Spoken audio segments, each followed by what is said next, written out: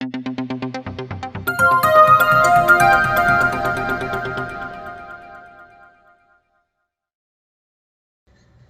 My dear learners, आशा करता हूँ आप सब बहुत अच्छे होंगे। मैं हूँ अफजल, आपके यूट्यूब चैनल मैनेजमेंट स्टडी मंत्रा में आपका बहुत बहुत स्वागत है। तो दोस्तों, इस वीडियो में हम डिस्कस करेंगे रूरल एंटरप्रेन्योरशिप क्या होती है, राइट। इसको हम डिस्कस करेंगे, पूरा जो कंसेप्ट है कि रूरल एंटरप्रेन्योरशिप क्या होती है इसको डिस्कस करेंगे। इनका कैरेक्टरिस्टिक्स क्या होते हैं, इनके इंपॉर्टेंस क्या है, पूरे कंसेप्ट को डिस्कस करेंगे। तो ये वीडियो बहुत इंपॉर्टेंट वीडियो होने वाली है। अब वीडियो कहीं पे स्किप मत करना, लास्ट तक वीडियो आप देखिए, आपके लिए बहुत ज़्यादा हेल्पफुल वीडियो है, राइट। तो गाइज, अगर अभी तक आपने इस वीडियो को लाइक नहीं किया तो वीडियो को लाइक कर दीजिए। अगर आप चैनल पे नए हैं तो प्लीज़ चैनल को सब्सक्राइब करिए। सबसे पहले देखते हैं कि बेसिकली रूरल एंटरप्रेन्योरशिप क्या होती है। और रूरल जो है, एक वर्ड से क्लियर हो कि ऐसी एंटरप्रेन्योरशिप, ऐसी बिजनेस, राइट, ऐसा इंटरप्राइज कि जो एक रूरल, राइट, जो एक रूरल एरिया है, किसी गांव के जो एरिया होता है वहाँ पे बिजनेस को रन करना किसी भी एंटरप्रेन्योर के थ्रू, तो बेसिकली वो रूरल एंटरप्रेन्योरशिप कहलाती है, राइट। अब इसमें हम क्या क्या डिस्कस करेंगे वो देखते हैं। सबसे पहले इसमें डिस्कस करेंगे कि जो कैरेक्टरिस्टिक्स क्या होते हैं रूरल एंटरप्रेन्योरशिप के, उनके इंपॉर्टेंस क्या है, राइट, उनके चैलेंजेस और जो प्रॉब्लम्स क्या है, कौन कौन सी प्रॉब्लम्स फेस करते हैं उनको डिस्कस करेंगे। और जो गवर्नमेंट के इनिशिएटिव्स हैं कि प्रमोट करने के, जो रूरल एंटरप्रेन्योरशिप है उसको प्रमोट करने के लिए गवर्नमेंट ने कौन कौन से इनिशिएटिव्स लिए उनको डिस्कस करेंगे। और जो रूरल एंटरप्रेन्योरशिप के एग्जाम्पल्स क्या हैं उनको भी हम देखेंगे, राइट। वन बाय वन सारी चीज़ इस वीडियो में हम डिस्कस करने वाले हैं। सबसे पहले देखेंगे बेसिकली कि रूरल एंटरप्रेन्योरशिप क्या है, right. Rural entrepreneurs are those who carry out entrepreneurial activities by establishing industrial business units in the rural sector of the economy। यानी जो इकोनॉमी की रूरल सेक्टर है, रूरल सेक्टर में किसी भी बिजनेस यूनिट या जो इंडस्ट्रियल है उसको एस्टेब्लिशिंग करने के द्वारा जो इंटरप्रेन्योरल एक्टिविटीज़ होती हैं उनको कैरी करती है एक रूरल एंटरप्रेन्योर। यानी ऐसा रूरल एंटरप्रेन्योर बेसिकली क्या कह सकते हैं कि जो बेसिकली जो इंटरप्रेन्योरल एक्टिविटीज है उनको कैरी करते हैं किसी इंडस्ट्रीज को एस्टेब्लिश करने के लिए या किसी बिजनेस यूनिट्स को, specially in the rural area, right. In other words, हम अगर अदर वर्ड्स से देखते हैं, establishing industrial and business units in the rural area refer to rural entrepreneurship. बिल्कुल बात सही है कि कोई भी ऐसा बिजनेस, कोई भी ऐसा इंटरप्राइज, राइट, जो रूरल एरिया में रूरल एरिया में रन करते हैं तो वो हमारा रूरल एंटरप्रेन्योरशिप कहलाती है। In simple words, rural entrepreneurship imply entrepreneurial emerging in the rural area. बिल्कुल अगर सिंपल वर्ड में हम बात करते हैं तो जो रूरल एंटरप्रेन्योरशिप है वो क्या करती है, जो गाँव का एरिया है, जो रूरल एरिया है, वहाँ पर अगर कोई बिजनेस रन हो रहा है तो वो हमारा रूरल एंटरप्रेन्योरशिप के अंदर आता है। अकॉर्डिंग टू KBIC, यानी KBIC क्या होता है, khadi and village industry commission, ये आपको फुल फॉर्म याद रखनी है। Khadi and village industry commission के अकॉर्डिंग जो विलेज इंडस्ट्री है, राइट, या रूरल इंडस्ट्री है, means any industry located in rural area population of which doesn't exceed 10,000 और such other figure which produce any goods or tender any service with या without use of power in which the fixed capital investment per head of an artisan or a worker doesn't exceed 1,000 rupees। यानी khadi and village industries के according ऐसी कोई भी गांव की industry या rural industries का मतलब ये होता है कि कोई भी इंडस्ट्री अगर गांव के एरिया में लोकेटेड है और जो उसकी पॉपुलेशन है डजंट एक्सीड 10,000 और जो पॉपुलेशन है उस गांव की वो 10,000 से ज़्यादा एक्सीड नहीं करती है, तो वो किसके अंदर आती है, वो रूरल एंटरप्रेन्योरशिप के अंदर आती है। आपको इंपॉर्टेंट कीवर्ड है जहाँ पर जो पॉपुलेशन होती है डजंट एक्सीड, राइट। अगर आपकी 10,000 से ऊपर पॉपुलेशन हो जाएगी तो बेसिकली वो आपकी रूरल एंटरप्रेन्योरशिप नहीं कहलाएगी, राइट। क्योंकि आप देखिए जितने भी जो विलेजेस वगैरह होते हैं उनकी जो पॉपुलेशन होती है वो अंडर 10,000 होती है, राइट। अगर मोर देन 10,000 पॉपुलेशन हो जाएगी तो वो जो होती है नगर पंचायत एक टाउन में कन्वर्ट हो जाती हैं। और such figure which produce any goods और tender to service without use of power, जहाँ पे पावर का बहुत कम यूज होता है, और in which the fix capital investment per head of an artisan या workers not exceed in the 1000 rupees, जहाँ पे बहुत ही कम आप कह सकते हो इन्वेस्टमेंट होता है, तो वो हमारे सारे रूरल एंटरप्रेन्योरशिप के अंदर आते हैं, राइट। अब जो रूरल एंटरप्रेन्योरशिप है उसके इम्पोर्टेंस क्या है, हम इसके इम्पोर्टेंस को डिस्कस करेंगे, right. Entrepreneurship in rural area is important for following reason, right. सबसे पहले यहाँ पे इसमें आएगा एम्प्लॉयमेंट जनरेशन। जो रूरल एंटरप्रेन्योरशिप होती है उससे एम्प्लॉयमेंट जनरेशन बहुत ज़्यादा होता है। अगर कोई भी इंडस्ट्री, कोई भी बिजनेस यूनिट्स अगर रूरल एरिया में रन हो रही है तो उससे जो रूरल एरिया वहाँ पे एम्प्लॉयमेंट जनरेशन होता है, बहुत सारे लोगों को वहाँ पे एम्प्लॉयमेंट मिलता है। जैसे देखते हैं यहाँ पे rural entrepreneurship creates much needed employment in the rural area, reducing agriculture dependency and is crucial stemming urban migration and establishing rural communities. तो जो बेसिकली रूरल एंटरप्रेन्योर्स क्या करती है, बहुत सारा जो एम्प्लॉयमेंट्स है वहाँ पर जनरेट करती है, और जितने और उसको जैसे आपने गांव में देखा बहुत सारे लोग क्या करते हैं, जितनी भी जो एग्रीकल्चर एक्टिविटीज़ हैं उस पर उनकी डिपेंडेंसी होती है, तो उसको रिड्यूस करते हैं। और क्या करते हैं, जैसे गाँव के जो लोग होते हैं जो रूरल एरिया हैं वो माइग्रेट करते हैं काम के लिए अर्बन एरियाज़ में, राइट।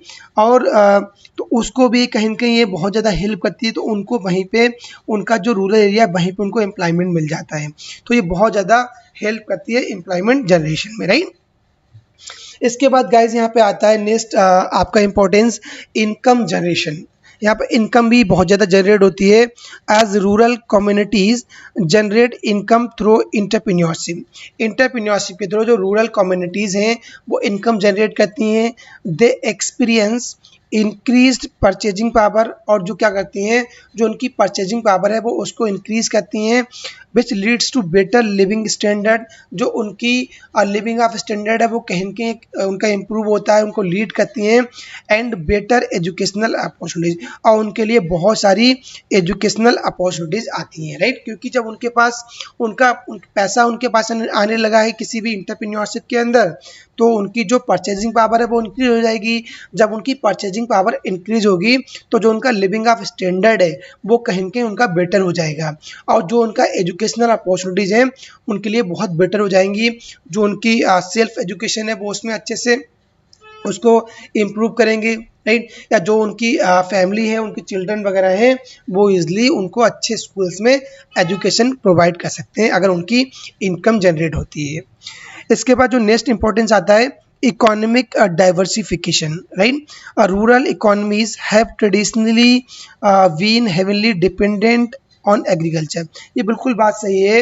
अगर हम ट्रेडिशनली देखते हैं जो रूरल इकोनॉमीज है वो एग्रीकल्चर पर रिलाई करती है, in addition to introducing new business activities beyond agriculture, right. अगर हम नई जो बिजनेस एक्टिविटी है उनको इंट्रोड्यूस करते हैं, उनको एडिशन करते हैं एग्रीकल्चर के बाहर, राइट।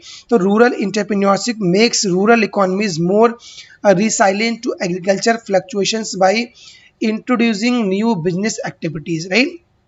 क्योंकि क्या होता है, हम अगर ट्रेडिशनली देखते हैं तो जितनी भी जो रूरल इकोनॉमी है, राइट, जो रूरल बिजनेस है वो एग्रीकल्चर पे डिपेंडेंट होता है। तो इसमें क्या होता है कि हम जो नई बिजनेस एक्टिविटीज़ हैं उनको हम इंट्रोड्यूस करते हैं रूरल एरिया के अंदर, जिससे क्या होता है बहुत सारे लोगों को जो एग्रीकल्चर फ्लक्चुएशंस आते हैं, राइट, तो उनसे कहीं के उनको हेल्प मिलती है जब वहाँ पे नई बिजनेस एक्टिविटीज़ स्टार्टअप होती है, राइट। उसके बाद गाइज यहाँ पे आपका आता है बहुत इम्पोर्टेंस है ये पॉवर्टी रिडक्शन। जो वहाँ पे पॉवर्टी है उसको भी रिड्यूस करते हैं।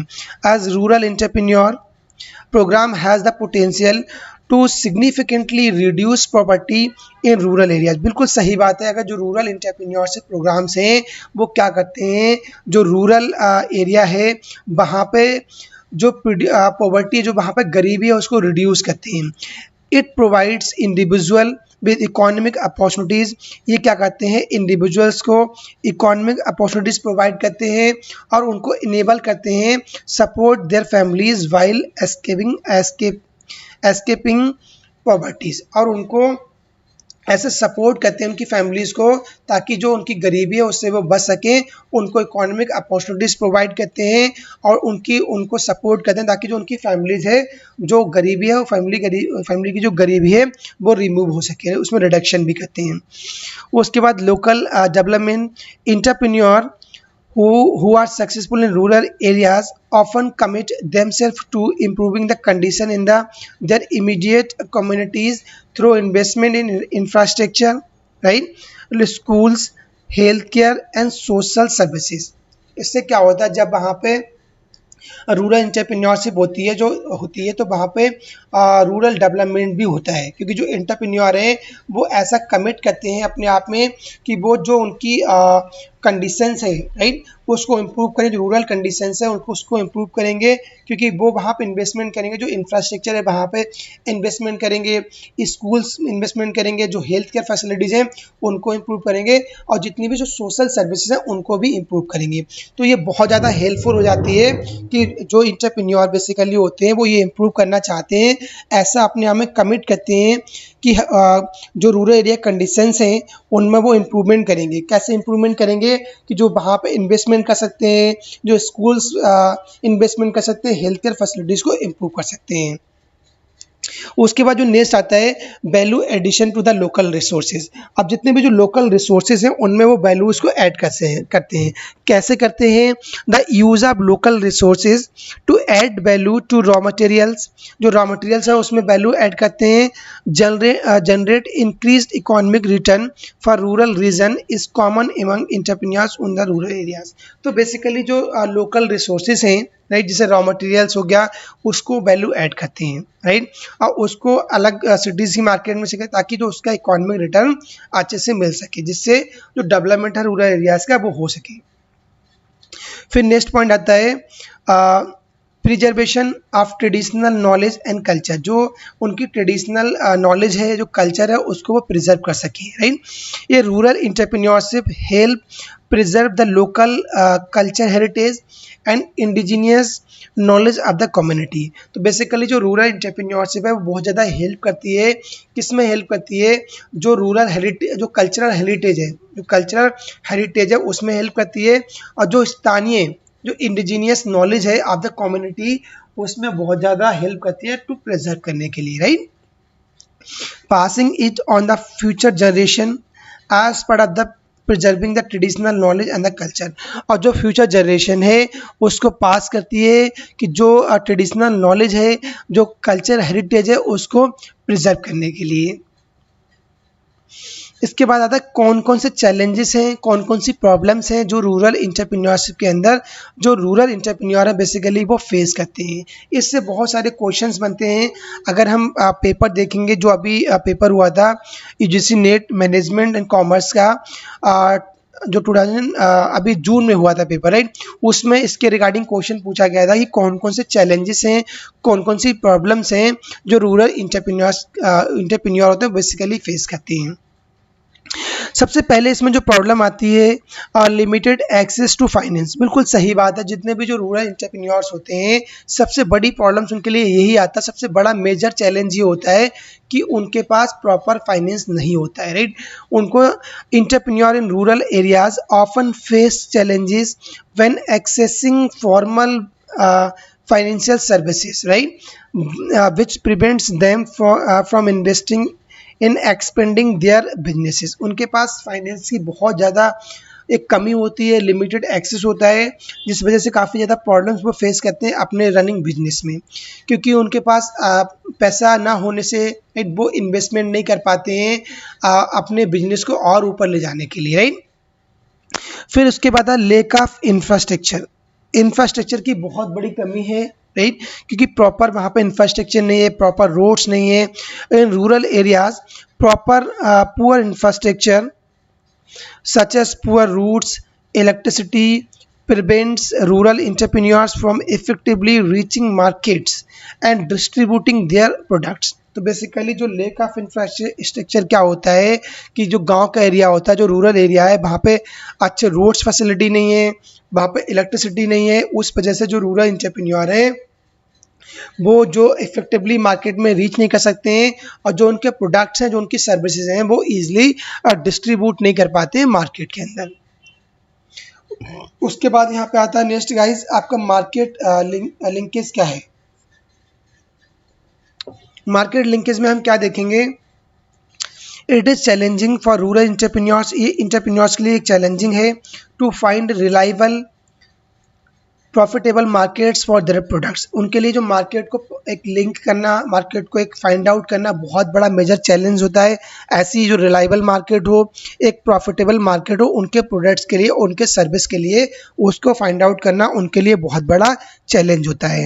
As a lack of market connections can lead to low return and hinder rural business growth. जब उनके पास जो मार्केट के कनेक्शंस हैं उसकी कमी होने की वजह से जो उनको काफ़ी ज़्यादा रिटर्न कम मिलता है और काफ़ी ज़्यादा हिंडर्स प्रॉब्लम्स आती हैं रूरल बिजनेस ग्रोथ। जो रूरल बिजनेस ग्रोथ है उसमें काफ़ी ज़्यादा प्रॉब्लम्स आती हैं, और जो उनको रिटर्न मिलना चाहिए उस प्रकार उनको रिटर्न नहीं मिलता है, और वो कम रिटर्न में ही सेटिस्फाई उनको होना पड़ता है, राइट। इसके बाद यहाँ पर आता है स्किल्स एंड ट्रेनिंग। ये भी बहुत मेजर चैलेंज है रूरल इंटरप्रेन्योरशिप के लिए।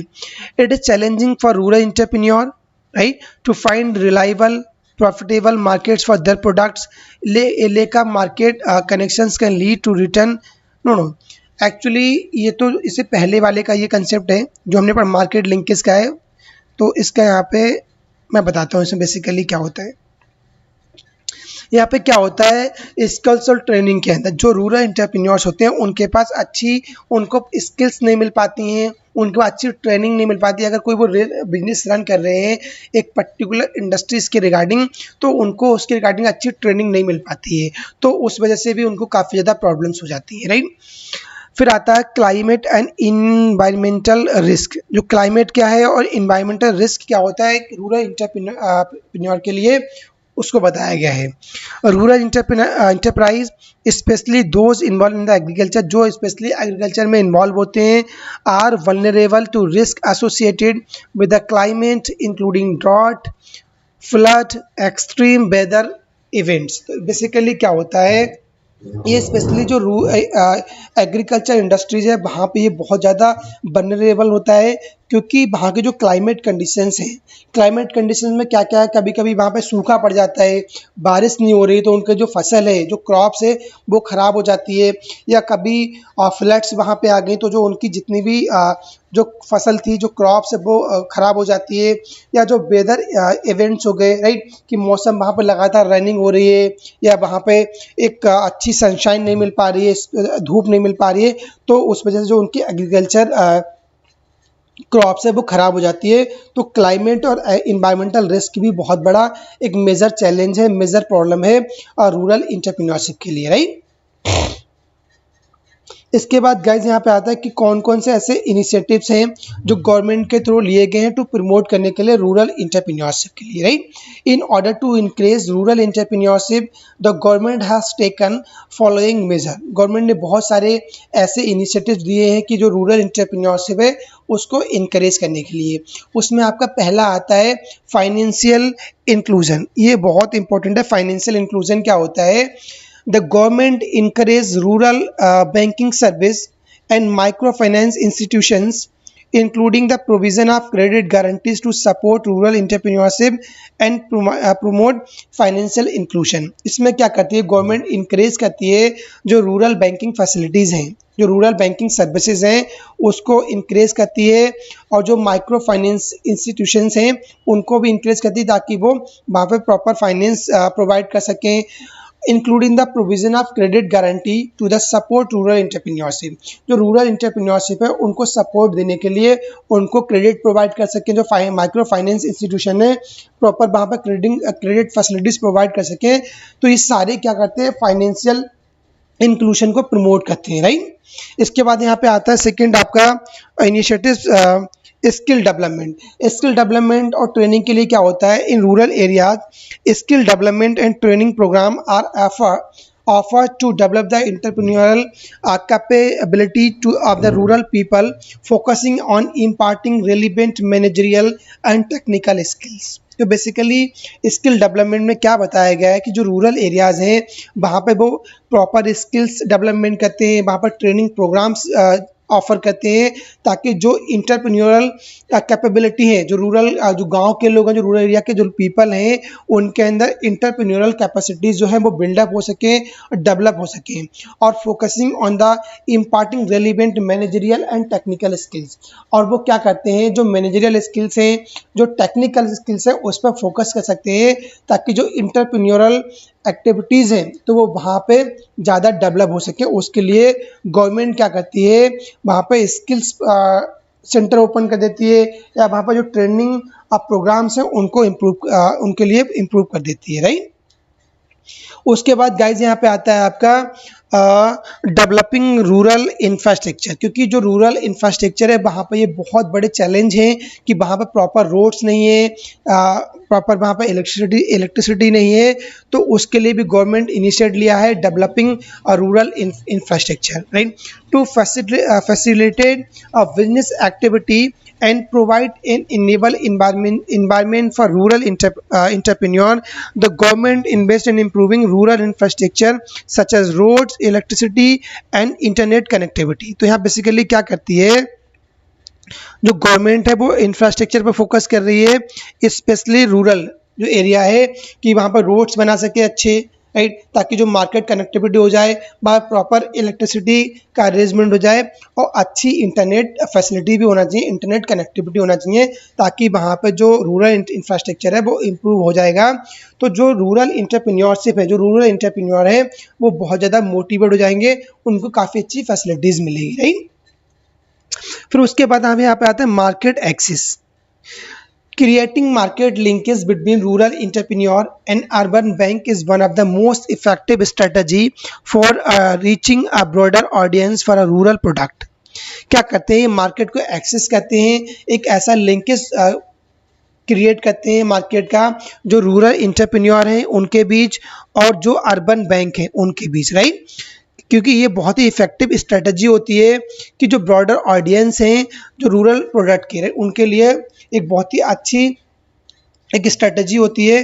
जैसे फार्मर मार्केट्स हो गए, राइट, कोऑपरेटिव्स हो गए, and e commerce platform help meet this need. यानी जैसे आपने देखा जो ई कॉमर्स प्लेटफॉर्म होते हैं तो वो आप कोई चीज़ ऑर्डर करते हैं, राइट, तो ईजिली वहाँ पे आपको आजकल तो जो गांव की फैसिलिटीज़ है, जो रूरल एरिया, वहाँ पे भी ई कॉमर्स की फैसिलिटी है। अगर आपको कोई चीज़ नई टेक्नोलॉजी आपको अडॉप्ट करनी है, आपको कोई नई मशीन मंगानी है तो आप ऑनलाइन भी मंगा सकते हैं, राइट।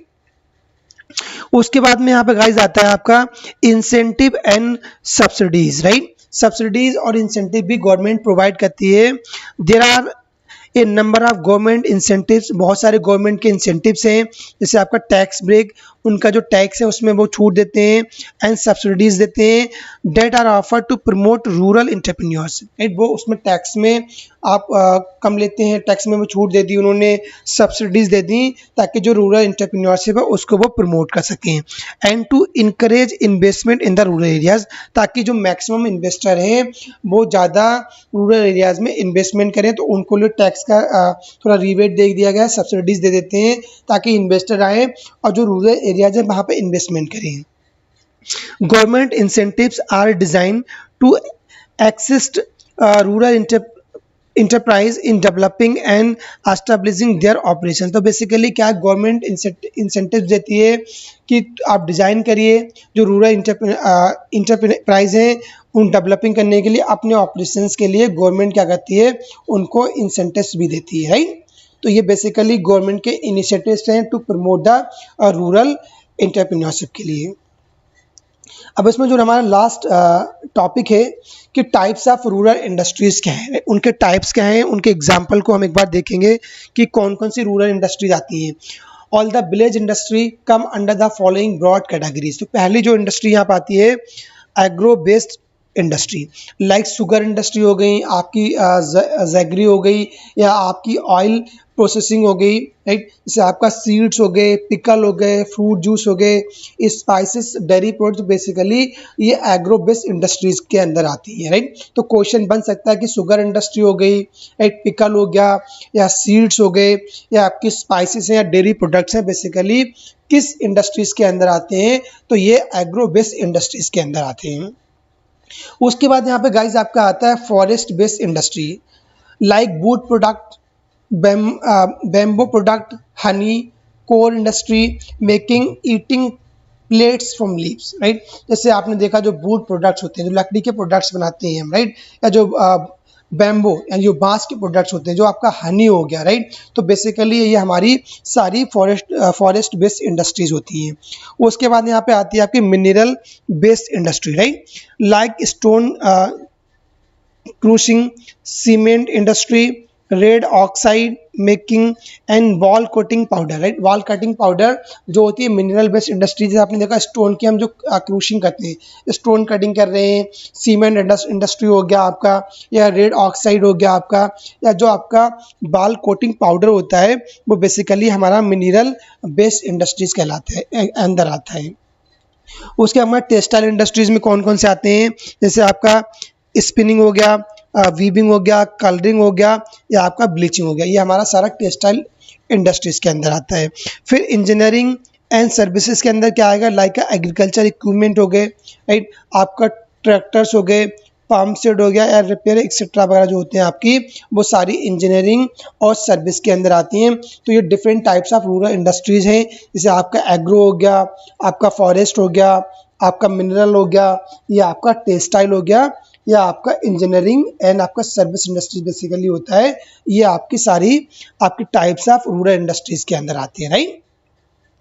तो इसमें हमने जो डिस्कस किया था कि बेसिकली एक उसका ओवरव्यू लेते हैं कि हमने कौन कौन से जो टॉपिक्स उनको डिस्कस किया था। सबसे पहले हमने देखा कि रूरल इंटरप्रेन्योरशिप क्या होती है, उसके कैरेक्टरिस्टिक्स क्या हैं, राइट, उनके इम्पोर्टेंस क्या हैं, टाइप्स ऑफ रूरल इंडस्ट्रीज़ क्या हैं, और कौन कौन सी ऐसी प्रॉब्लम्स हैं, ऐसे चैलेंजेस हैं जो रूरल एंटरप्रेन्योरशिप फेस करती हैं, राइट, और कौन कौन से गवर्नमेंट के इनिशिएटिव्स हैं उनको भी डिस्कस किया था।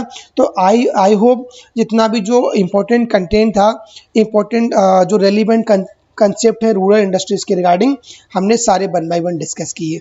तो गाइज़ अगर आपको ये वीडियो अच्छी लगी हो तो प्लीज़ वीडियो को लाइक करिए, राइट, और ज़्यादा से ज़्यादा अपने दोस्तों के भी शेयर करिए।